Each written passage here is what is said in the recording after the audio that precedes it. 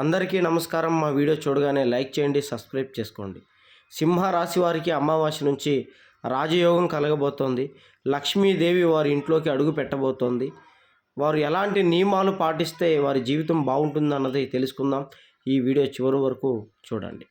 అయితే భార్యాభర్తల గొడవలు, ప్రేమించుకొని విడిపోయి బాధపడుతున్నటువంటి వారు, సంతానం లేక బాధపడుతున్న వాళ్ళు, ప్రేమ, పెళ్ళి, వివాహం, జీవితంలో ఎదుగుదల లేక ఇబ్బంది పడుతున్న వాళ్ళు, ఎటువంటి సమస్య ఉన్నా ఈ అఘోరా గురూజీకి సంప్రదించండి.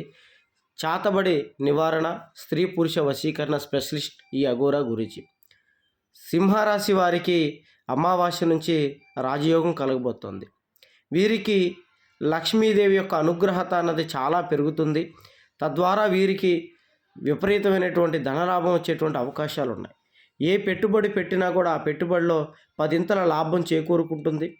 అలాగే కొత్త రంగాల్లోకి వీరు ప్రవేశిస్తారు. కొత్త వ్యాపారాలు మొదలు పెడతారు. కొత్తగా వ్యాపారాలు పెట్టాలి అనుకున్న వాళ్ళు కూడా ధైర్యం చేసి పెడతారు. ఆ పెట్టిన దాంట్లో 1కి 10 లాభాన్ని చూసేటువంటి మహర్జాతకంలో సింహరాశి వారు కనబడుతున్నారు. ఉద్యోగ రంగంలో కూడా వీరే రాజులాగా ఉంటారు. ప్రమోషన్స్ కూడా వీరికి మరొక మెట్టు వీరిని పైకి తీసుకెళ్తాయి. ఇతర దేశాలు వెళ్ళాలనుకున్న వాళ్ళు బాగుపడతారు. అలాగే ప్రతి ఒక్క రంగంలో వీరు ఆర్థికంగా మంచి లాభాలు చేకూరుకుంటారు. సింహరాశి ఆడవాళ్ళు కానీ మగవారు కానీ ఆర్థికంగా బలమైన శక్తిగా ఎదిగేటువంటి అవకాశం ఈ అమావాస్య నుంచి వీరి జీవితంలోకి జరగబోతోంది. నూతన వాహనాలు, బంగారం, స్థలాలు ఇలాంటివి కొనేటువంటి అవకాశాలు ఎక్కువగా ఉన్నాయి.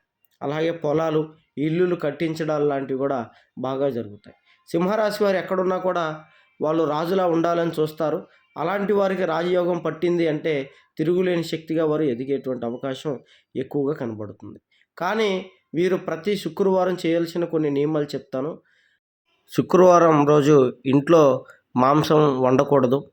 అలాగే మద్యం కూడా సేవించకూడదు. ఉదయాన్నే 6 లోపే నిద్రలేసి తలస్నానం చేసి పూజ చేసుకొని వారి యొక్క పనుల్లోకి వెళ్ళాలి. ఈ 3 నియమాలు మీరు పాటించకపోతే దరిద్రలక్ష్మి మిమ్మల్ని ఆవహించి మీ రాజయోగాన్ని పతనం చేసి ఇబ్బంది పెట్టే అవకాశాలు ఉన్నాయి. జాగ్రత్త పాటించండి.